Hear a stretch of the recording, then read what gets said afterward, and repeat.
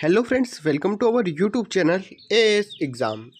आज हम personality development के जो इम्पोर्टेंट क्वेश्चन थे उनके आंसर देखेंगे। तो ये अपना पहला वीडियो है। इसमें हम सबसे पहला प्रश्न देख रहे हैं, स्वॉट विश्लेषण से आप क्या समझते हैं। तो ये प्रश्न बहुत ही महत्वपूर्ण है। ये आपके ऑब्जेक्टिव में भी आ सकता है और लघु उत्तरी में भी आ सकता है और दीर्घ उत्तरी में भी आने की संभावना इसकी होती है। तो चलिए जानते हैं। स्वॉट SWOT, एस से आएगा स्ट्रेंथ यानी शक्तियाँ, W से आएगी वीकनेस यानी दुर्बलता, O से आएगी अपॉर्चुनिटी यानी अवसर और T से आएंगे थ्रेट्स यानी खतरे। जो ये अभी आपने स्वॉट का मीनिंग समझा है, लेकिन मैं आपको इसे एक उदाहरण देकर समझाता हूँ, क्योंकि अगर आप इसका अर्थ पढ़ेंगे तो इसमें दे रखा है व्यवसाय के विकास एवं किसी नई परियोजना के लिए व्यवसाय के बाहरी पर्यावरण का अध्ययन करते हुए व्यवसाय की शक्तियां, दुर्बलता, अवसरों एवं चुनौतियों का विश्लेषण करना स्वॉट कहलाता है। तो एक अच्छा सा उदाहरण देता हूं कि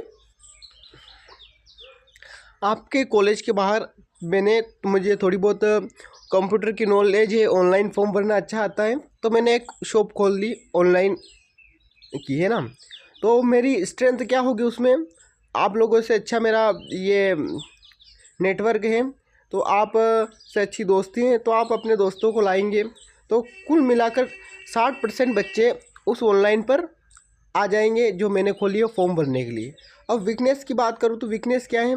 वीकनेस की बात यह है कि मैं अकेला आदमी, आपको लाइन लगानी पड़ेगी, तो वो कहीं ना कहीं वीकनेस होगी क्योंकि काम टाइम पर नहीं होगा। अपॉर्चुनिटी की बात करूँ, और से अपॉर्चुनिटी, तो मुझे ये काम अच्छे से करना आता है, साथ ही साथ मेरे काम में 100% एक्यूरेसी है, मैं किसी का फॉर्म में मिस्टेक नहीं करता। इससे मुझे ऑनलाइन नहीं बड़ी बड़ी कंपनियों से ऑफर आ। और थ्रेड्स की बात करूं मैं, तो इस काम में थ्रेड्स भी हैं, खतरे भी हैं, क्योंकि कभी कभी ऐसा होता है कि बच्चे पैसे देकर चले जाते हैं और ऑनलाइन फॉर्म भरना होता है, एग्ज़ाम फॉर्म, पैसे कट जाते हैं लेकिन वो फीस जमा नहीं होती। तो इस तरह के अनेक खतरे होते हैं, लेकिन इनका हम समाधान कर सकते हैं उचित तरीके से, क्योंकि खतरे को जानना ये ज़रूरी है। किस लिए? क्योंकि उनके समाधान के लिए। अगर वीकनेस है, वीकनेस काय की बताई थी मैंने आपको कि अकेला आदमी लंबी लंबी लाइन लगाएगा, तो कुछ टाइम बाद मैं एक और आदमी को यानी एक और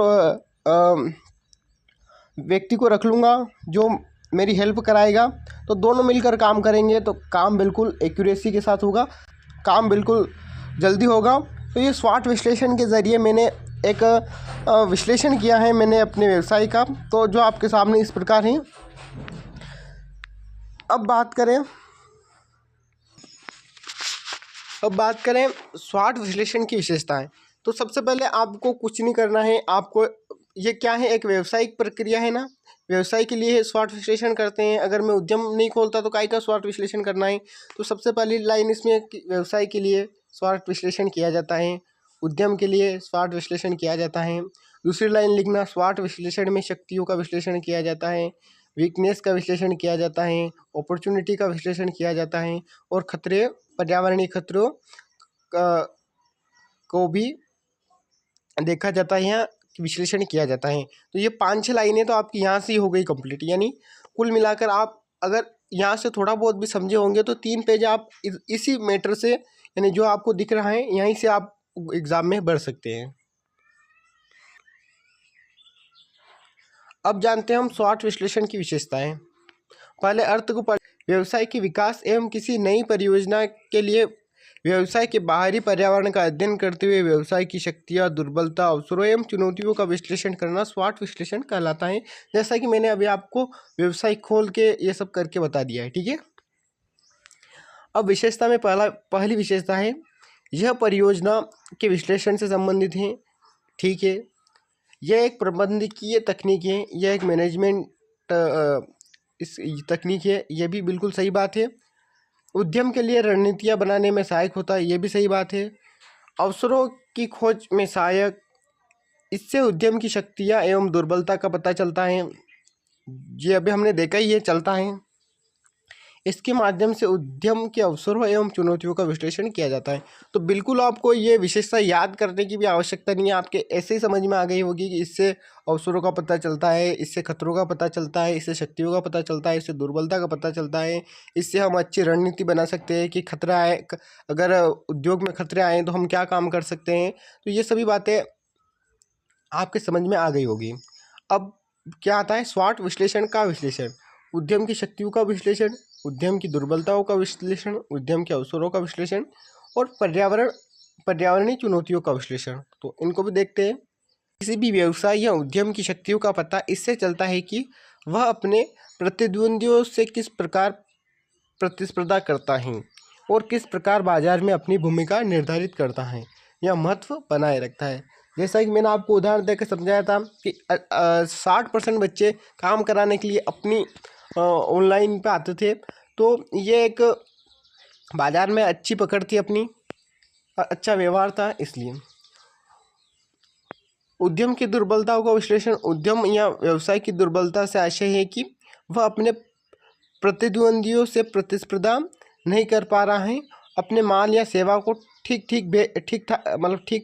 भेज नहीं पा रहा है। दुर्बलता से ये पता चलता है कि संस्था का बाजार में ज़्यादा महत्व नहीं है, यानी ज़्यादा, जैसा कि मैं अकेला पर्सन था तो ज़्यादा बच्चे आने पर उनको मैं अपनी सेवाएं ठीक तरीके से नहीं पहुंचा पा रहा था। तो ये अपने बिजनेस की या अपने उद्यम की दुर्बलता थी। लेकिन इसका हमने समाधान कैसे किया, एक और बंदा रख लिया कुछ दिनों बाद। उद्यम के अवसरों का विश्लेषण, उद्यम या व्यवसाय के अवसरों से तात्पर्य उन परिस्थिति से है जिसके सहारे कोई संस्था अपने प्रतिद्वंदियों से प्रतिस्पर्धा में अधिक लाभ कमा सकती है। अवसर खोजने के लिए संस्था को अच्छी तरह से बाजार का विश्लेषण करना होता है।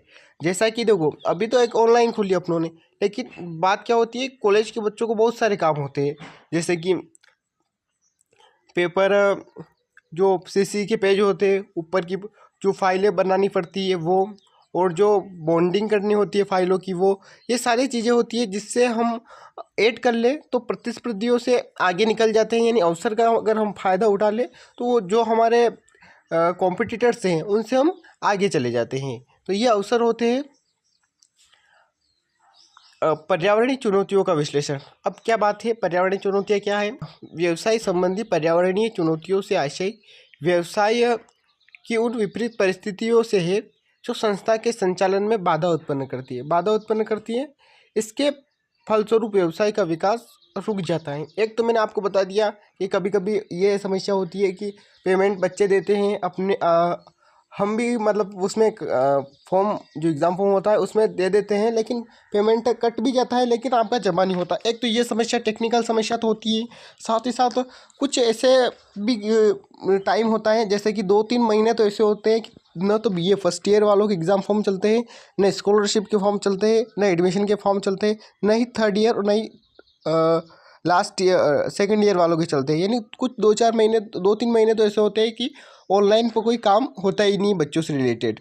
हाँ, एक आध कभी CCA के पेज ये हो जाए तो ये बात अलग है। तो ये पर्यावरणीय खतरे हैं इससे, क्योंकि ऑनलाइन शॉप का विकास रुक जाएगा।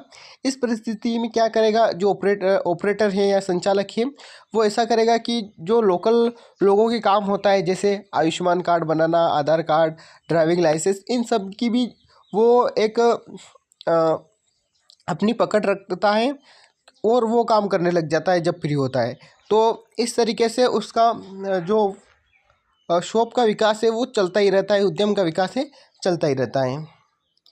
तो ये थी जानकारी। आशा करता हूँ आपको स्वॉट विश्लेषण पसंद आया होगा, इसलिए वीडियो को लाइक करते हैं और ऐसी और महत्वपूर्ण वीडियोस के लिए अपनी YouTube चैनल को सब्सक्राइब ज़रूर कर दें। धन्यवाद।